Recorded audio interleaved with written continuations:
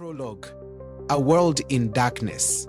Long before he was known as Buddha, Siddhartha Gautama was born into a world of luxury and illusions. As a prince of the Shakya clan in Lumbini, his life was filled with comfort, music, and pleasure.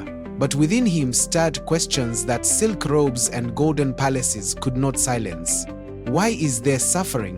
What is the meaning of life? When he stepped out of the palace and saw an old man, a sick man, a dead body, and a monk, his heart trembled. He knew that no palace gate could keep away old age, sickness, or death.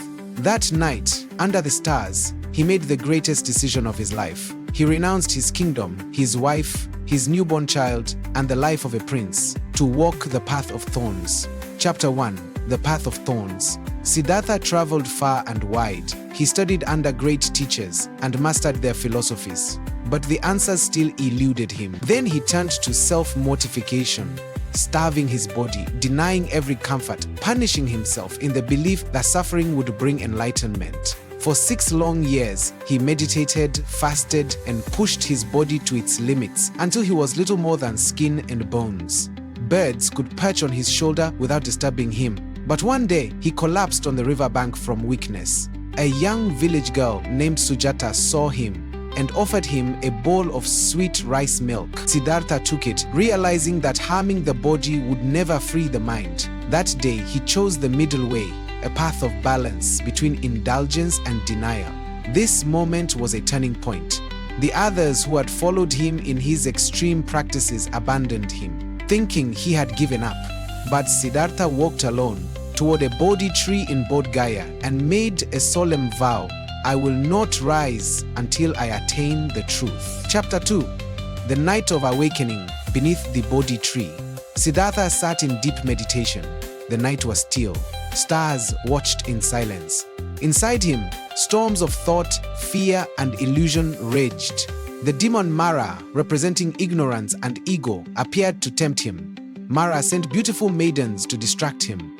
Siddhartha's eyes remained closed. He sent arrows of doubt. Siddhartha transformed them into lotus petals. Mara challenged him, asking who would testify to his right to attain enlightenment.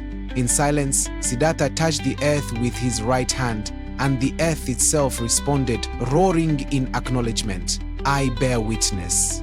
As dawn broke, Siddhartha opened his eyes, and in that moment, the prince became the Buddha, the awakened one. He had found the answer. Suffering is caused by desire and ignorance, and freedom comes through understanding, compassion, and mindfulness. Chapter 3: The First Sermon. The wheel turns. Buddha walked to Sarnath, where the 5 ascetics who had left him in disappointment now watched him with suspicion. But as he approached, they saw something different: a serene glow, a deep stillness.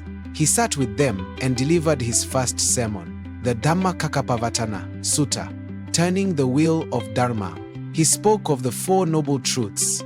Life involves suffering, dukkha. Suffering is caused by craving, tanha. There is an end to suffering, nirodha. The path to the end of suffering is the Eightfold Path. This was not a religion of worship, but a path of transformation, a way of living with awareness, right action, and right understanding.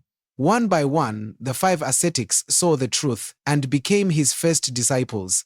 Thus, the Sangha, the community of monks, was born. Chapter 4: Encounters that Teach. Over the next 45 years, Buddha walked across plains and forests, from royal palaces to poorest villages. But every encounter became a story, every moment a lesson. 1. The Angry Man. One day, a man insulted the Buddha with harsh words. He tried to provoke him, but Buddha remained calm. When the man stopped, Buddha said, If someone offers you a gift and you refuse to accept it, to whom does the gift belong? The man replied, To the giver. Just so, said Buddha, I do not accept your anger. It remains with you. The man was stunned. That single sentence changed his life. 2. The Mother and the Mustard Seed. A grieving woman named Kisa Gotami lost her only child. Mad with sorrow, she begged Buddha to bring her son back to life. He said, Bring me a handful of mustard seeds from a house where no one has ever lost a loved one. She went from house to house, but found none untouched by death. Slowly, she realized that death is a part of life. She returned to Buddha, no longer crying, and became one of his devoted followers. Chapter 5: The Power of Compassion. The Buddha's teachings were never confined to rituals or status. He taught untouchables and kings, women and beggars, merchants and monks alike. To him, everyone had Buddha nature within. Once, a murderer named Angulimala, who wore a necklace of fingers from his victims, tried to kill Buddha. But when he saw the calm in Buddha's eyes, something changed. He threw down his sword and fell at his feet. The people wanted revenge, but Buddha said, "Hatred does not cease by hatred, but only by love. This is the eternal law." Esperuta mana minu, Angulimala became a monk and devoted the rest of his life to serve. Chapter 6: A Lesson in Equality. In ancient India, caste divided people deeply. A Baba named Upali from a low caste came to Buddha and expressed a desire to join the Sangha. Buddha accepted him with joy, and in a symbolic act had senior monks bow to Upali, showing that true worth is not in birth, but in deeds. This stunned society, but Buddha did not flinch.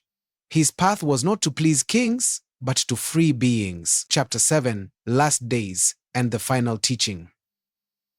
At the age of 80, Buddha sensed his time was near. He told his disciples not to rely on his body, but on the Dhamma, the teaching. In his final days, he traveled to Kushinagar. Lying between two sal trees, he gave his last words: "All conditioned things are impermanent. Strive diligently for your liberation." He passed into Mahaparinirvana, the final release from the cycle of birth and death. Epilogue: The flame that still burns, centuries have passed since Buddha walked this earth, but his teachings still shine like a lighthouse in the stormy ocean of life. He left no temples, no golden thrones, only a path. To live with mindfulness, not in haste. To walk with compassion, not cruelty. To seek truth, not comfort. To serve others, not self. From a prince who gave up everything, to a seeker who sat under a tree, to a teacher whose words echo in every corner of the world, Buddha's life is not just a story, but an invitation. Conclusion: what we learn from Buddha. Let go of attachment. Clinging causes suffering. Live in the present. The past is gone, the future uncertain. Cultivates compassion. Even enemies can change with kindness. Choose the middle path. Balance is the key to inner peace. Seek your own truth. Be a lamp unto yourself, he said.